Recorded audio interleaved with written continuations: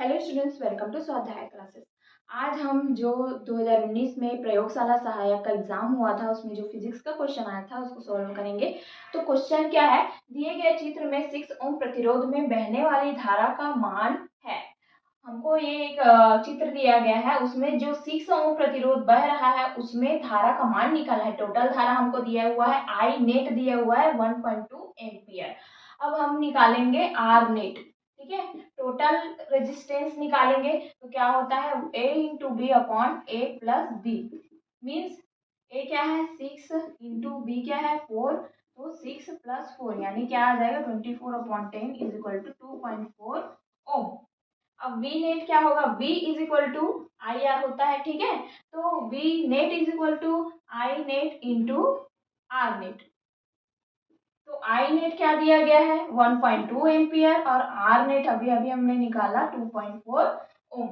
अब V net is equal to हम क्या लिख सकते हैं, देखो समांतर क्रम में अगर जुड़ा हुआ है तो धारा बढ़ती है लेकिन जो उसका विभवांतर है वो कांस्टेंट रहता है। ठीक है, जो टोटल विभवांतर वो इसमें भी रहेगा उतना ही और इसमें भी रहेगा। ठीक है, तो V net is equal to हम क्या लिख सकते हैं, V1 लिख सकते हैं।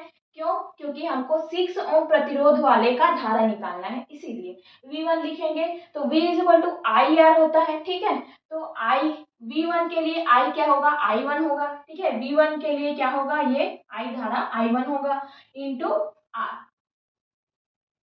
अब हमको I1 निकालना है और R दिया गया है हमको यहाँ पे 6 ओम, तो क्या करेंगे I1 इंटू 6 हो जाएगा। ठीक है, अब यहाँ से हम V नेट की वैल्यू यहाँ रखेंगे 1.2 into 2.4 is equal to I1 into 6।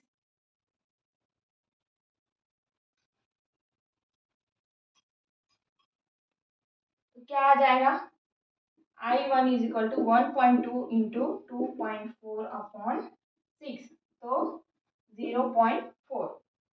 24 तो 0.4 मीन्स 12×4 = 48, मतलब 0.48 एम्पियर। हमारा आंसर क्या आ जाएगा, बी। ठीक है,